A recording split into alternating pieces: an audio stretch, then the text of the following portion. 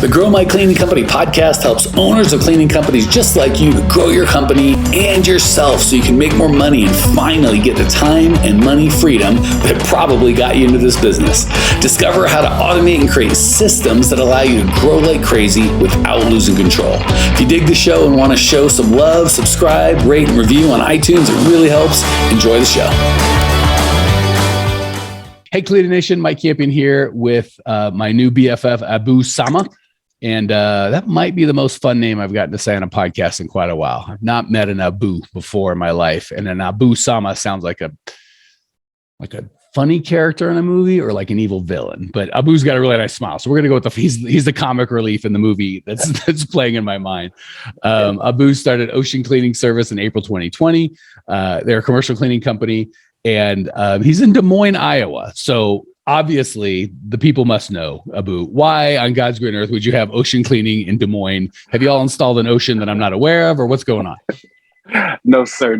So the reason why we call Ocean Clean, the company Ocean Clean, is just because, like, growing up, like, I was born by the ocean, so I moved here from Liberia. I was born by the ocean. I've always wanted to grow up and live by the ocean. So I've always had this thing for just ocean. I don't know why, but I've always had this thing for ocean. So all right, now I get the name, but I don't get the Des Moines. Why are you in Des Moines, not in Florida or LA or somewhere with an ocean? We got those here. You see, that's a question that you're gonna have to ask my parents, because I always ask my parents, why Des Moines? And actually, Iowa stands for Otto went around.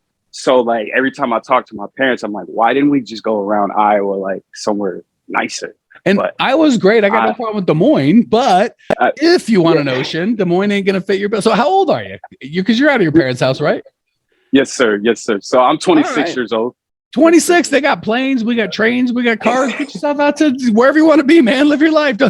From 0 to 18, we can talk to mom and dad about why Des Moines. But from 18 to 26, that's an Abu problem, my friend. No, you're right. You're right. Well, we will do an entire different podcast making fun of Abu for his life choices, but that's not why he came.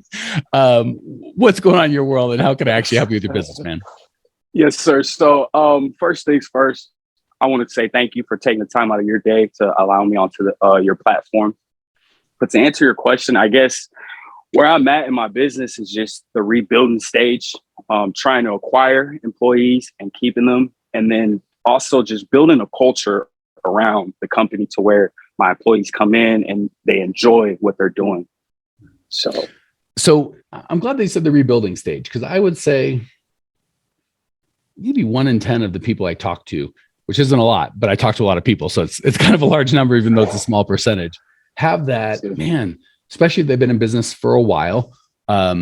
And I know you're a little newer, have that kind of we did a lot more revenue before, and then something went wrong and we can't build up. So when you say rebuilding, what does that mean for you? Just so I can coach you where you're at. Yes, sir. So rebuilding, just, I guess, more so trying to acquire more contracts and just building a culture to where okay, I like this culture. I like this. And I could see myself continuing being the owner of this stuff. So if that's the best way to answer your question. So in what Abu is explaining or talking about is common in the kind of man, I need to grow my employees, but to get employees, I need customers, and I need to get some customers, but to get those, I need to get employees. So many of the problems we run into as owners of cleaning companies are kind of dealing with our feelings as opposed to just stripping that away and dealing with the facts. So data over drama, facts over feelings, however you want to put it, but kind of we want to look at the facts and then make a decision. Because a lot of times our monkey brain, as one of our coaches, Tracy, terms it, will keep us afraid and a slave to our emotions. So when we strip away fears and beliefs and stories that we're telling ourselves that aren't helpful with I need employees, but I can't get employees. So I get customers. I need customers. I can't get any customers. I get employees. The reality is typically we're I don't know how to do either. And they're both kind of scary. So I'm just going to stay stuck. So the cool thing is we want to just build both of those funnels, and I'll encourage you, Abu and Cleaning Nation. people come to us and they're like, I don't have employees. We teach them how to create a hiring funnel. And literally, this will make Cleaning Nation mad, but then they have so many employees like, oh, I've got to turn my hiring funnel off. There's too many applicants. I can't deal with it. And it's like, well, you got to be okay. You got to kind of pick your poison, right? Like there is no such thing as the perfect, you're going to wake up on a Tuesday and it's like, I've got the exact number of employees and exact number of customers. Cause guess what? People quit. You get new customers, you lose customers. Like it's a dynamic situation. So the only way to solve it is to get away from the emotional part of fear that what if I hire somebody and I don't have quote unquote enough work? Or what if I take on a client and I don't have enough workers? Only way to fix that is to create systems. And that system is not Abu or Mike or whoever you are out there listening, hustle, hustle, hustle, hustle, because you'll burn out, right? Or you'll do a really good job selling. And then you're like, holy crap, I got a bunch of work. I got to go hire some people. And all the momentum that you built selling, because it wasn't a system, it was just you hustling, falls apart and degrades. And then you start hiring. And then you get some employees. And then you're like, oh my gosh, now I gotta go sell some crap. So all the momentum you built, and I've had people for 10 years just go back and forth between that. So what we want to stop doing is hustling. Not that you don't want to work hard, but you want to work hard creating systems, not creating a job for yourself. So you've just got to get over the fears of what if I hire an employee and I don't have enough work? Well, then just tell the guy the truth, right? So first we have this belief that we have to have 50 hours a week or 40 hours a week of work to hire somebody. No, you don't. You can hire someone for 3 hours of work. And here's a caveat, be honest, right? Now, if I tell Abu, hey man, I got 40 hours of work, come aboard and I don't have it. Well, now I'm a dirtbag. You can't do that. But if I tell Abu, I don't have any work, but I'm getting work and I'll have it tomorrow. I'll have it in a week, or I'm going to do my best to have it in a week or so. Fine. Right. And if I've a good job, Abu, I got two accounts for you, 5 hours of work this week. And people go, well, no one's going to want to work for that. So before they even do anything, before they even test the market, before they ask anybody, they just make a categorical global statement that nobody will want to work for 10 hours a week or 5 hours a week or 50 hours a week. What we're really often saying is I'm afraid people want to work for me, right? I've got self-esteem issues. I've got fears. I've got all this weird stuff going on. Give me the, I've been there, man. Yeah. So if we're going to let our fears get the hold of us, let's at least have them be real fears, right? So if it's no one will want to work 10 hours is my fear, or yeah, that's really the big one. Just fine. We know that's not the truth. So you might talk to 20 people and maybe only 3 are willing to work 10 hours. Well, you only need 1. So it doesn't, the truth is not no one wants to work 20 hours. It's a small percentage or a smaller percentage of the population want to work 10 hours over 40 hours. Okay. Well, I don't care. You know what I'm saying? Like it was like, there's only 10,000 houses for sale. That's not enough. Like, well, I just need one house. Like how many houses do I need? Right. Or, most of the houses out there are 3-bedroom and I want a 2-bedroom. It's like, okay, well, there's only 1,000 2-bedrooms. I still just need the one. It doesn't, the number, there's in Des Moines, there's 300,000 people or whatever. And it's like, great. Only 46,000 of them want to work 10 hours. Well, okay. You just need the one. The numbers just don't pencil. So most of the time it's a fear that we have underneath that we can't say to our friends and our family, or most importantly ourselves, of I'm afraid I'm not good enough. People want to work for me. I'll let them down. I'll look stupid. I'll feel stupid. But we don't want to say that because it's embarrassing. So we say stupid stuff like, well, no one wants to work 10 hours a week and I have to get customers and I get employees and blah, blah, blah, blah. The problem is when we're setting up false bullcrap that stops us, we'll never go forward because it's a lie anyway. So like if we're telling lies that make us not work, we're done. So the same works on customers, by the way. If we're like, well, I can't get customers to have employees. Well, you can always clean yourself. So the answer is really twofold. And I'll kind of get your feedback, Abu. One, get the real fear that you're dealing with out on the table, right? Because if the real fear is I'm afraid employees won't like me or respect me or won't want to clean toilets for me for $12 an hour, we can deal with that. But if the fear that we pretend is no one wants to work for 10 hours a week or I don't have enough customers, then we're never going to deal with the real fear and we're never going to fix it. But once we see the real fear is people work for 10 hours a week and they will work for you. It's fine. And maybe we even just find out. And even in the first interview, go, hey, Abu, you're my first employee. And I got to be honest, man, I'm terrified that you're going to know I don't really know what I'm doing. I'm just faking it here. So if that means we can't work together, you can leave. And the guy will probably go, I don't care. It sounds cool. Like I'm on the ground floor. You go, oh my God, I didn't even know someone would say that. Right. Same with customers, right? Like when you get your first customer, and I'm not saying that's where you're at, Abu, but people just starting like, oh, there's bigger, fancier customers and I'm not good enough and blah, blah, blah, blah, blah.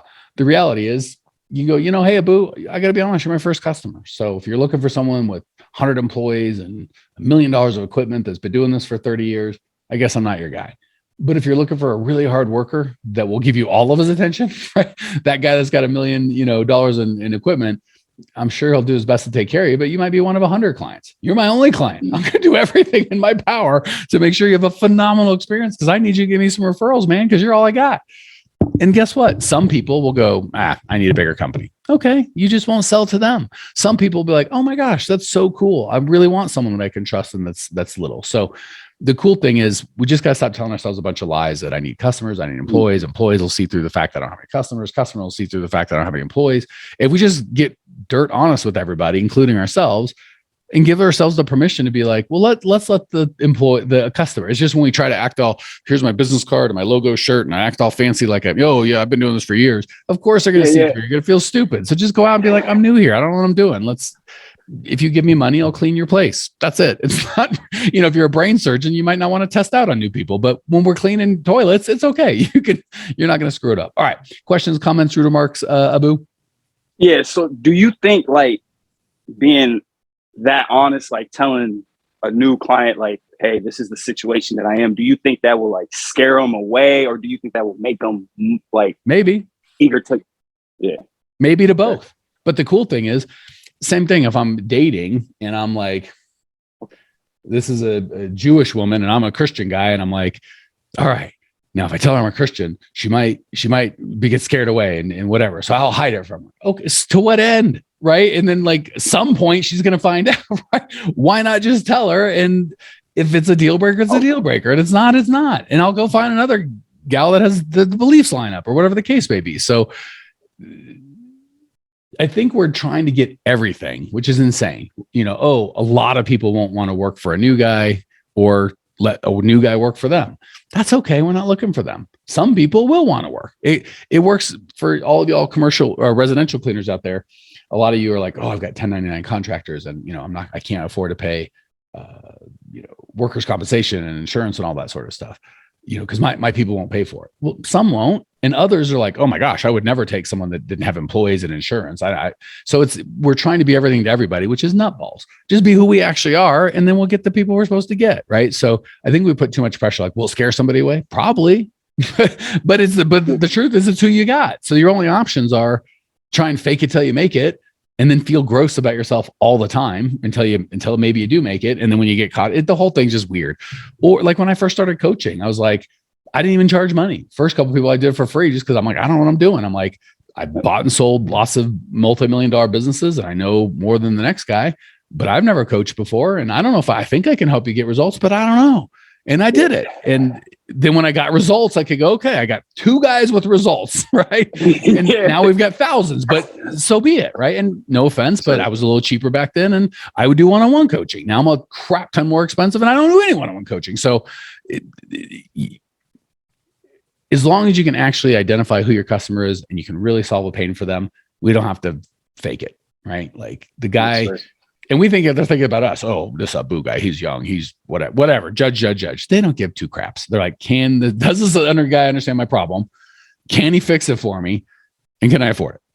That's it. And the answer is yes. We're all worried about, I'm too young, I'm too old, I'm too black, I'm too white, I'm too good looking, I'm too ugly, like whatever. We got all these words. They don't give 2 craps about none of that. Literally, can the dude help me? That's it. That's what they're interested in. And we're all up in our head about, like, I've shared this before. They talk about high school. We're worried, what people think about us. And our 20-year anniversary or our 10-year anniversary, we go back and try and like act like we're all rich. And our 20-year, we try and look, hey, look, I still got all my hair. We're like, I wonder what they thought about me. We're so worried about what they thought about me.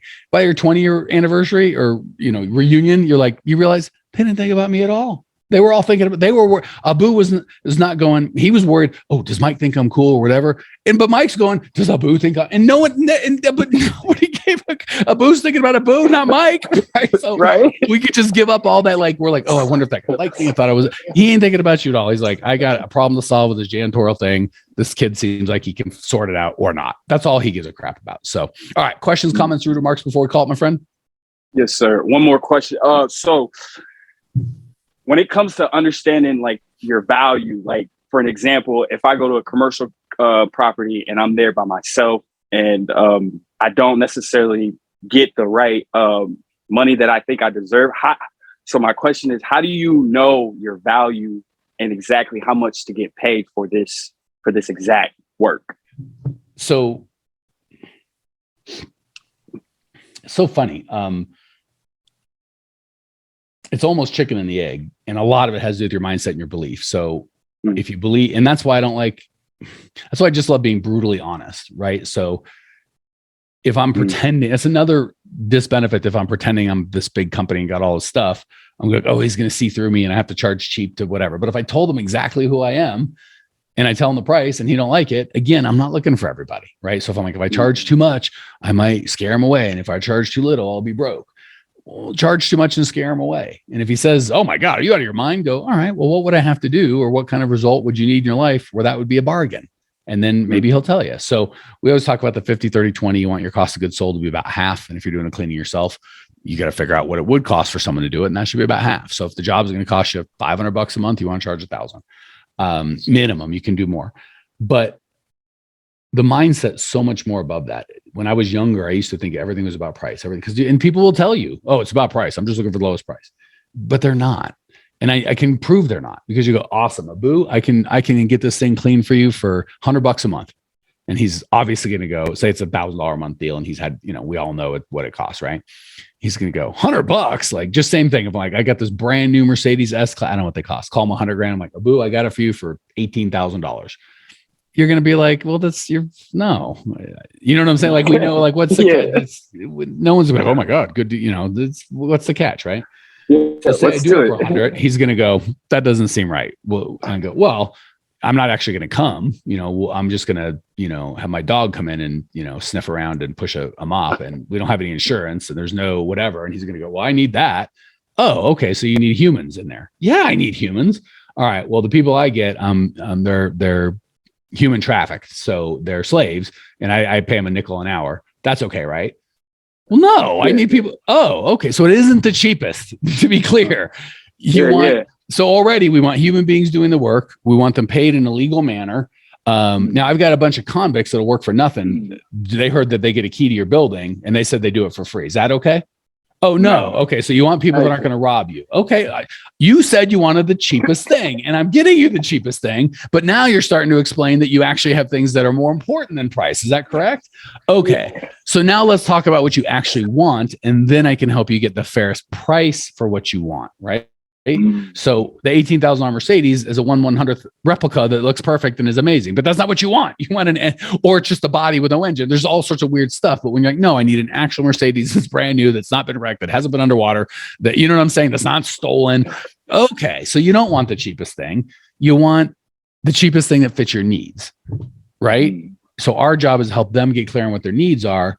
If we can help them meet their needs, then they're going to pay the price. And they get to decide, like, no, I absolutely can't pay a nickel more than $40,000. Fantastic. What you need is a Honda.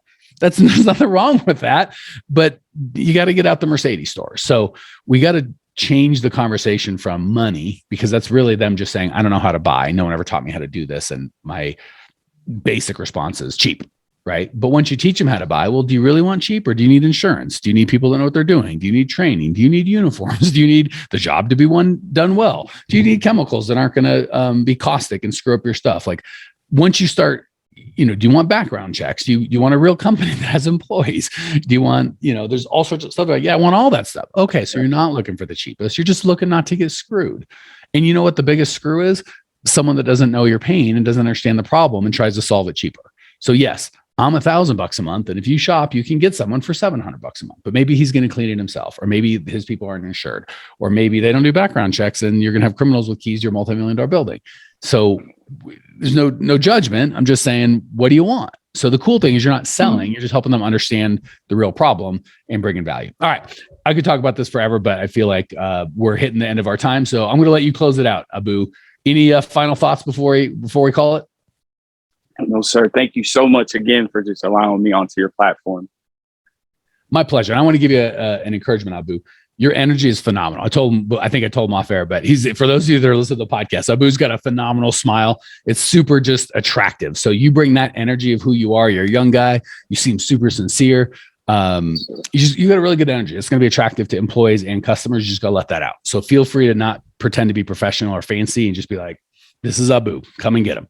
I'm not everybody's cup of tea, right? Some people are like, oh my God, what a dorky guy. And maybe they're right. Who cares? But there's enough of y'all in Cleaning Nation like my kind of dork. That's fine. I'll work with y'all. Do me being crazy scare people out? I'm sure it scares people out. Not my people. Don't care. We get millions of downloads. I'm good. There's billions of people out there. Am I worried about the 6.99 billion people that don't like me? Nope. The people that we serve are my people. All right. Cleaning Nation, speaking of, you're like, I love this. I want more. Go to growmycleaningcompany.com. More than 700 podcasts. I would start with the on-demand training. It's like 40, 50 minutes, the 5 shifts you need to make. Probably the best training we've got. Start there, growmycleaningcompany.com. Check it out now. I'll see you. Well, here we are, the end of the podcast, and you made it. Great job. I've got a little bonus for you for sticking through with me. But like I mentioned before, if you got value out of this podcast and you want to show a little love, subscribe, rate, and review on iTunes, Spotify, wherever the heck you're listening to this thing. Share with a friend. Share the love. And as a special thank you for those of you that stuck with me to the end, how about I give you my personal phone number so we can text? It's a great way for me to get to know you, your business, your goals personally. So shoot me a text now, 602-932-6431. That's 602-932-6431. I am the only one who responds to these texts, and I will personally respond to everyone I possibly can as long as this number is manned. Don't know how long we're going to keep this at the end of the podcast, so grab it now. 602-932-6431. Give me a text. Say hey. Can't wait to meet you.